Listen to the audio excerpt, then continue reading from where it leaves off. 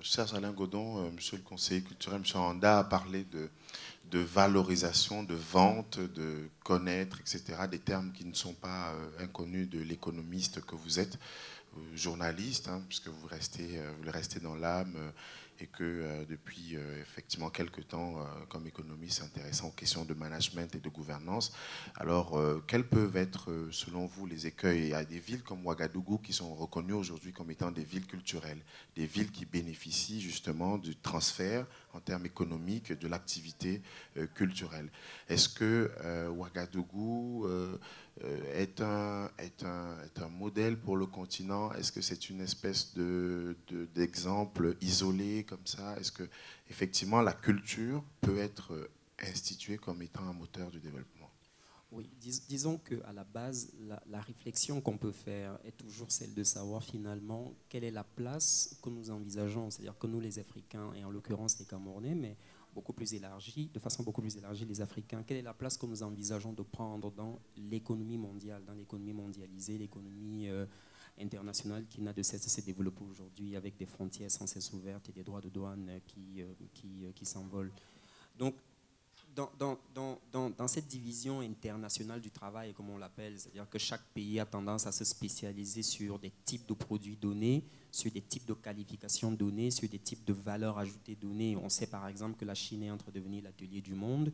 On sait que pour des produits de l'armement, par exemple, on ira majoritairement chercher vers les États-Unis, la Russie ou l'Israël. C'est-à-dire grosso modo, dans cette division internationale du travail, quelle est la place et comment l'Afrique entend se positionner à l'intérieur, étant donné que nous avons perdu la bataille technologique, par exemple, la bataille de la fabrication industrielle, nous l'avons perdue. Alors, finalement, aujourd'hui, comment est-ce que nous pouvons nous approprier le peu de spécificité que nous avons, c'est-à-dire que la richesse culturelle notamment, pour arriver à vendre, à avoir une production industrielle qui traduise en tant soit peu l'étendue de notre savoir-faire. Donc c'est une question qui est essentielle parce qu'aujourd'hui, 50 ans après les indépendances, on en est toujours à se demander pourquoi l'Afrique est si pauvre, pourquoi les Africains sont si pauvres.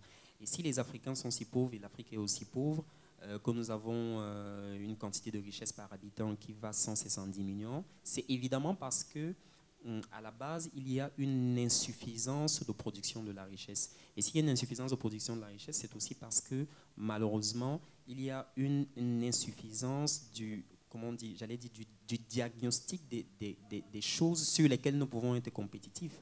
Alors là, on parle effectivement des questions culturelles. Les questions culturelles, à mon sens, sont un domaine largement sous-exploité vers lequel les Africains, à mon sens, pourraient migrer. Monsieur Arandala l'a dit à suffisance pour relever des choses qui sont faites, mais aussi des choses qui ne sont pas faites. En fait, moi, je vois de très très belles affiches qui sont dans la salle qui raconte le pays et l'Afrique comme un paradis touristique.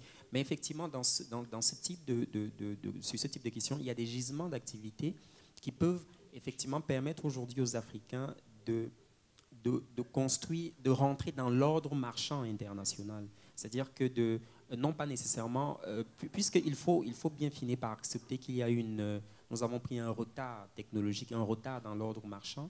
Est-ce que finalement, nous ne pouvons pas prendre une avance dans l'ordre des services à forte valeur ajoutée comme des services culturels? Est-ce que finalement, nous n'avons pas une capacité à nous approprier de notre histoire, de notre patrimoine géographique, de notre patrimoine culturel, pour précisément réussir à apporter aux autres, en l'occurrence aux Français, aux Allemands, aux Américains, aux Australiens, une part de nous-mêmes qui nous rendrait intéressants à leur propre yeux, mais qui également leur donnerait énormément de raisons de s'intéresser à nous et donc de nous envoyer une partie des capitaux que nous rechercherons à travers des transferts de toutes sortes. Donc, ce sont des questions, à mon sens, qui sont importantes, mais qui méritent d'être d'autant plus prises en compte qu'en 2050, on nous annonce l'Afrique comme un continent qui va avoir 2 milliards d'habitants. Ce n'est pas peu. Ce n'est pas peu. 2 milliards d'habitants, c'est des chiffres qui sont à prendre d'autant plus au sérieux que nous allons malheureusement avoir une capacité industrielle qui va stagner, au mieux, sinon on va reculer. Nous allons avoir une offre de matières premières qui va au mieux stagner parce que dans un certain nombre de pays, nous avons par exemple une baisse de la production du pétrole. Donc aujourd'hui, comment nous compensons en fait ces déficits à venir? comment nous faisons en sorte que précisément le milliard et plus d'êtres humains qu'il va y avoir sur cette terre puissent précisément avoir la capacité de vivre dans des conditions de dignité, de sécurité et même simplement d'épanouissement qu'elles mériteraient.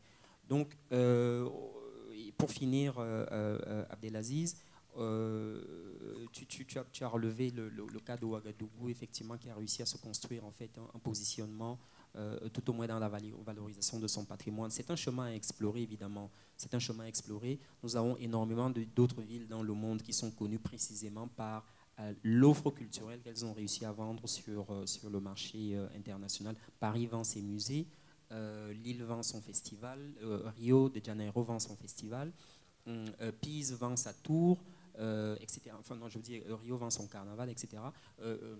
Pise vend sa tour. Donc, il faut que nous réussissions comme ça à trouver ce qui, chez nous, nous permet effectivement d'être intéressant, tout simplement. Puisque l'économie, c'est aussi quoi? C'est simplement être utile, tout simplement. C'est être utile. Donc, à mon sens, ce sont des questions qui ont d'autant plus d'intérêt qu'elles sont pour la plupart restées inexplorées. Et elles sont inexplorées parce que, justement, il y a une sorte de tradition des Africains à partir vers des produits qui ont une forte productivité à court terme. C'est-à-dire que le pétrole, par exemple, le pétrole, c'est facile, évidemment, on l'extrait du sol, on le vend, mais il y a une sorte d'insuffisance de réflexion à partir des chantiers qui demandent plus d'innovation, plus d'engagement humain et intellectuel et finalement plus de risques d'un point de vue parfois financier et institutionnel. Et tu parles à juste titre de risque. Aman s'est lancé il développe son activité d'entreprise en lançant une maison d'édition qui est attenante finalement au jour, qui est le quotidien que vous dirigez désormais. Alors, vous publiez un beau livre bientôt sur les royaumes bamileke de l'Ouest Cameroun. Alors, c'est un risque de pouvoir se lancer dans l'édition concernant la valorisation du patrimoine. Merci. Mais avant de parler de ça, je voulais parler de la chanson dont on a parlé tout à l'heure, qui s'appelle maintenant Waka Waka à l'international, mais qui s'appelle Zangalewa au Cameroun. Mais cette chanson est une très vieille chanson, parce que j'ai essayé de suivre, parce que quand c'est devenu une star mondiale, j'ai essayé de suivre cette chanson, qui à l'origine est une chanson de l'armée. Le patrimoine militaire. De l'armée du Cameroun. Le patrimoine militaire. Et je suis allé vraiment loin. Mon père était un ancien militaire. Et en 60, quand ils entraient dans l'armée du Cameroun, cette chanson-là existait déjà. Il m'a fait comprendre que, en fait, elle a été fabriquée comme il venait de 50 à 60 ethnies différentes. Il n'y avait pas la langue de commandement, c'était le mauvais français. Donc, tu veux dire qu'il fallait trouver quelque chose. Donc, les chansons ont été fabriquées avec un bout de chaque langue. Et puis, en réalité, c'était donc c'est un patchwork. C'est ce patchwork-là qu'on a mis ensemble. Donc, en 86, quand les Golden Sounds, l'orchestre Lagarde républicaine en fait une chanson populaire, c'est d'abord une chanson de l'armée qu'ils sont en train de revendre. Et à ce jour, il y a une guerre sur les droits de cette chanson. Les musiciens de l'époque avaient cédé leurs droits à Claude Chemeni, le producteur, et Bolofia, qui est décédé il y a 3 ou 4 mois. Et sa veuve, il est décédé il est mort dans la misère il y a quelques mois. Le propriétaire de cette chanson est mort dans la misère il y a quelques mois. Maintenant, et je veux dire qu'il y avait une question de droit. À qui appartient cette chanson? À qui appartient cette chanson à l'origine? Bon, je veux maintenant parler de la question. Peut-être juste répondre à ta question. Voilà. Je pense que c'est une chanson qui appartient au patrimoine camerounais. Parce qu'en réalité, c'est une chanson de troupe. Oui, c'est une chanson de troupe avec le Zangalé. Tout à l'heure, c'est peut-être une anecdote. Un de mes collègues à l'ambassade est le père et le fils d'un instructeur qui venait de l'armée française et qui s'appelle Sangalé. Et les soldats ont donc fabriqué cette chanson parce que Sangalé était un peu comme tous les instructeurs, très dur avec eux. Et c'est une façon de se moquer, de le chambrer tout en respectant ses instructions. Donc, en fait, je pense que c'est une chanson qui appartient au patrimoine camerounais. Mais comme nous sommes dans l'industrie, ceux qui ont déposé les droits, ceux qui ont déposé, bon, c'est malheureusement le cas. Mais ça montre que, en fait, aujourd'hui, on peut aussi gagner de l'argent avec la culture. Tout à fait, je crois. Wololo, wololo, wololo, wololo, wololo, eh, wololo, wololo, wololo, wololo, wololo, wololo, wololo, wololo, eh, wololo, wololo, wololo. Loba la moi se wedi loba la moi se wedi mene, loba o se wedi loba la moi se wedi mene. Owe kibona suwe bungandi bumdo wele nyanga misa ya bumulupo ya loba o se wedi mene. Owe kibona suwe bungandi bumdo wele nyanga misa ya bumulupo ya loba o se wedi mene. Loba la moi se wedi loba la moi se wedi mene. Loba o se wedi loba la moi se wedi mene. Owe kibona suwe bungandi bumdo wele nyanga misa ya bumulupo ya loba o se wedi mene. Owe kibona suwe bungandi bumdo wele nyanga misa ya bumulupo ya loba o se wedi mene na. Wololo wololo wololo wololo ah wololo wololo eh wololo wololo wololo wololo wololo wololo wololo ah wololo wololo eh wololo wololo wololo.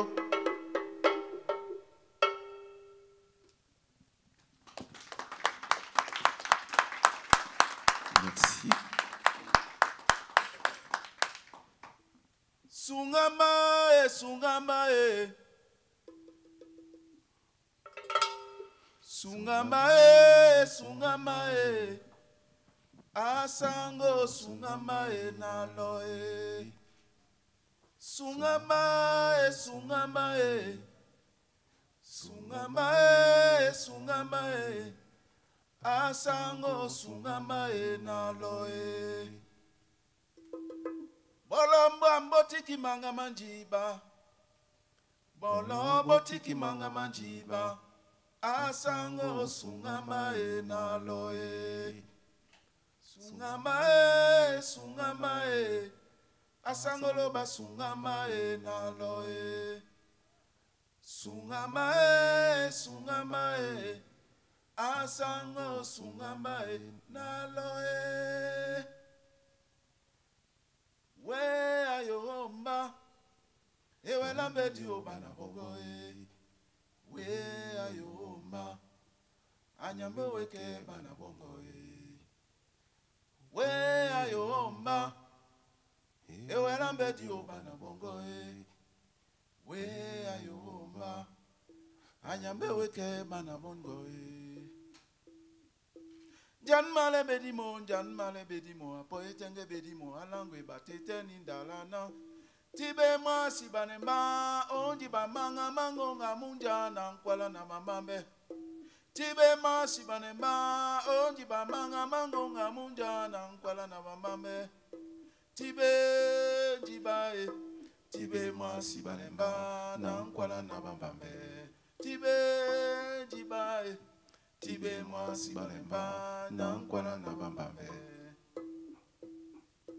Jan male bedimo apoetenge bedimo alangwe batete nindalana Tibe mwasi balemba ongi bamanga mangonga munja na nkwala na bambambe Tibe mwasi balemba ongi bamanga mangonga munja na nkwala na bambambe Tibe jibae Tibe mwasi banemba nankwana banombe Tibe jibae Tibe mwasi banemba nankwana banombe Amu tibe jiba Amu tibe jiba Amu tibe jiba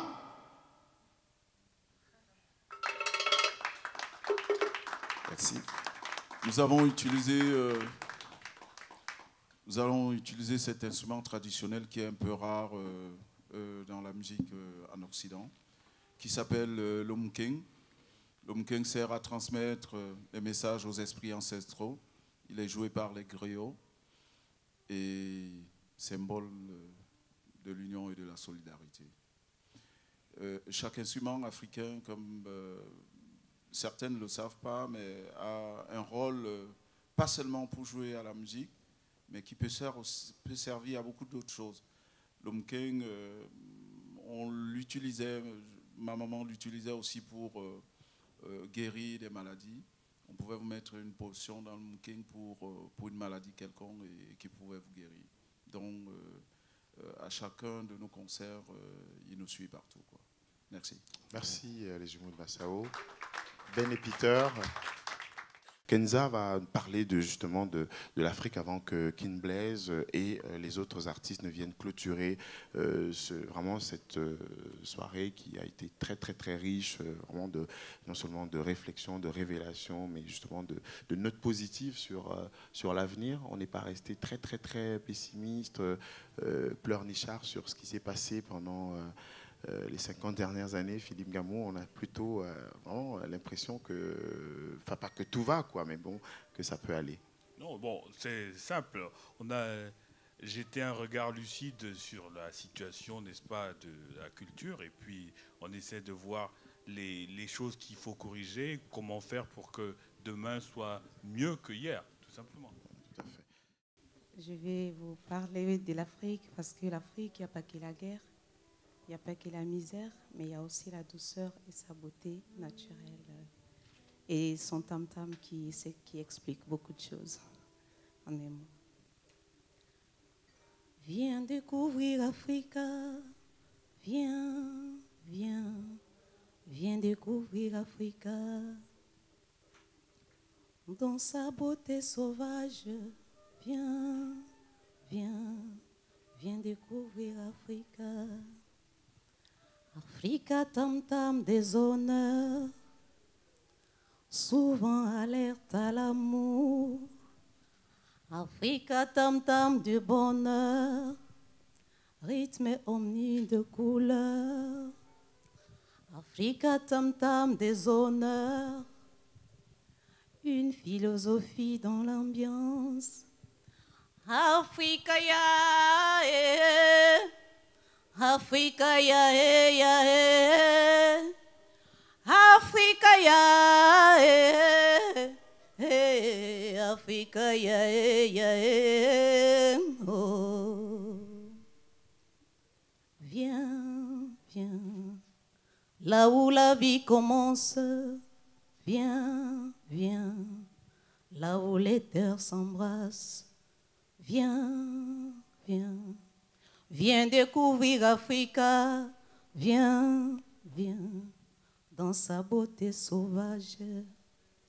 Africa tam-tam de bonheur, souvent alerte à l'amour. Africa tam-tam de couleur, rythme omni de couleur, souvent alerte à l'ambiance. Africa ya Africa ya Africa ya oh Africa ya oh. Viens découvrir Africa. Merci Kenza, merci. C'était très très beau. Ce film que vous avez réalisé, justement, quelle était la motivation principale, quel était le sens, et finalement, parce qu'il a beaucoup servi pour révéler les musiques maliennes, les voir autrement, la musique du Mali, la musique de l'Afrique. Alors qu'est-ce qui avait porté ce projet et quelle est sa continuité finalement, parce qu'on n'a pas de nouvelles. Alors c'est très très simplement la rencontre avec la musique malienne. C'est-à-dire que je connaissais déjà la musique malienne pour l'écouter. Je connaissais Ali Farka Touré, comme beaucoup de gens, depuis très très longtemps. Mais jamais je n'avais entendu cette musique dans son contexte. Et ça, pour moi, ça a été quelque chose de très important. Puisque cette musique, tout à coup, dans son contexte, prend un autre sens. Ce qui me fait réfléchir, justement, à cette idée du patrimoine culturel que je préfère découvrir de l'intérieur. Je ne sais pas si je m'exprime bien en disant cela, mais j'ai vraiment envie de le dire. C'est-à-dire que le patrimoine culturel de l'Afrique, c'est phénoménal. C'est vraiment immense. Et le voir dans le contexte, c'est encore plus grand. Donc ça veut dire qu'aller à la rencontre de la culture en allant en Afrique, ben, j'ai découvert donc, ces musiciens. Et je suis allée là-bas pour réaliser un autre film, hein, qui s'appelle Foroba, qui était sur un sujet beaucoup plus politique, qui concernait un personnage, enfin une personne qui vit en France depuis très longtemps et qui avait certains problèmes. Donc je suis arrivée à Bamako pour cette chose-là et j'ai rencontré des musiciens comme Toumani Diabaté. Comme Toumani, à ce moment-là, avait besoin un petit peu de faire réaliser des images, puisqu'il avait le grand projet de Boulevard de l'Indépendance, qui est quand même un album que maintenant on connaît bien. Oui. Il m'avait demandé de profiter de la résidence dans laquelle il accueille ses musiciens pour y rester et réaliser un peu d'images pour eux. Donc j'ai fait ça, et donc j'ai réalisé des clips fleuves qu'on peut voir assez facilement maintenant, beaucoup au Mali, sur la chanson Mali Sadio, enfin voilà, le répertoire. Voilà, très important au Mali. Et j'ai fait bien sûr plein d'autres images. Et je suis rentrée chez moi et j'ai redécouvert ces images. Et je me suis dit, mais c'est énorme. Je ne peux pas garder ça dans un tiroir, considérant que c'est des petits rushs qui ont été là, en plus des images dont j'avais besoin pour faire mes clips. Je me suis dit, c'est impossible, c'est vraiment trop, trop, trop précieux. Donc, j'avais quand même, par la même occasion, rencontré mon mari, Pedro Kouyaté. Wow. Et donc, ensemble, nous avons décidé de refaire le voyage et de repartir filmer plus précisément tout ça. Et donc, le prétexte pour ce film, c'est le retour de Pedro Kouyaté à Bamako, où il va retrouver tous les maîtres de musique avec qui il a appris. Voilà. Et donc, moi, je le suis, je le filme, et je pose mon regard un peu ailleurs aussi, à droite et à gauche, sur ce qui se passe dans la ville, sur tous ces sons qui sont provoqués par les activités quotidiennes. Et je sens des espèces de ponts comme ça entre ces sons produits par l'activité quotidienne et la musique qui est réalisée, qui est créée. Et ça m'intéresse beaucoup. Et à partir de là, j'écris mon film. J'ai une dernière chose à dire également. J'ai la chance, à un moment donné, dans mes recherches très, très approfondies sur de la littérature, parce qu'on dit qu'il n'y a pas de littérature, mais ça, c'est vraiment une très, très grave erreur. Et donc, je me promène... Autre erreur. Voilà. Je vais dans des librairies extrêmement intéressantes, comme Présence africaine. Je fouille, je cherche, parce que j'ai besoin de textes pour alimenter mon film de paroles, puisque la parole, c'est quand même quelque chose de très important, et en Afrique. Et je tombe sur les textes de Sori Camara, c'est-à-dire les textes anciens qui ont été retranscrits par Sori Camara. Et je peux vous dire que c'est une pure merveille. Donc j'ai la chance d'arriver à convaincre cette personne de me laisser utiliser ces textes dans mon film pour les ajouter à la musique, à mes petits commentaires un peu modestes et à des images qui sont belles parce qu'elles sont le témoignage de découvertes que je fais tout au long et qui sont extraordinaires. Voilà. Merci Sophie Contet pour ce... Merci pour ce magnifique témoignage. Et puis, vous savez, vous avez vécu ça en Afrique, comment on salue les salves qui saluent le beau travail. King Blaise est un artiste qui vient du Cameroun également, qui est trompettiste, qui est flûtiste, qui est saxophoniste complet. Il joue actuellement à Clichy, au Via Venezia, qui est un concept qui s'appelle King Symphony. Et King Blaise a le chic et le talent de reprendre à sa guise tous les standards de la musique africaine, de Indépendance Tcha-Tcha, du Grand Calais, Kabasele, aux dernières compositions de la musique ivoirienne et camerounaise. Et il va utiliser les techniques du Mundende, qui sont les flûtes et les sawa, pour appeler tout le reste du band à venir le rejoindre. Je crois qu'il va faire soir au village de Manu Dibango, parrain des Journées camerounaises du patrimoine.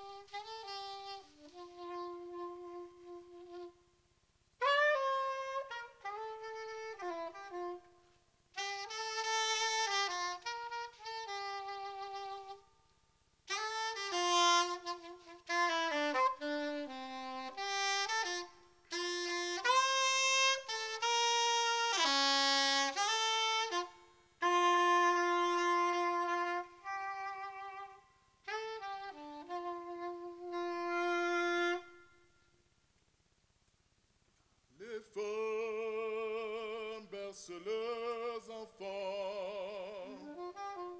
et les hommes allument leurs pipes. Oh, et la nuit s'étend sur le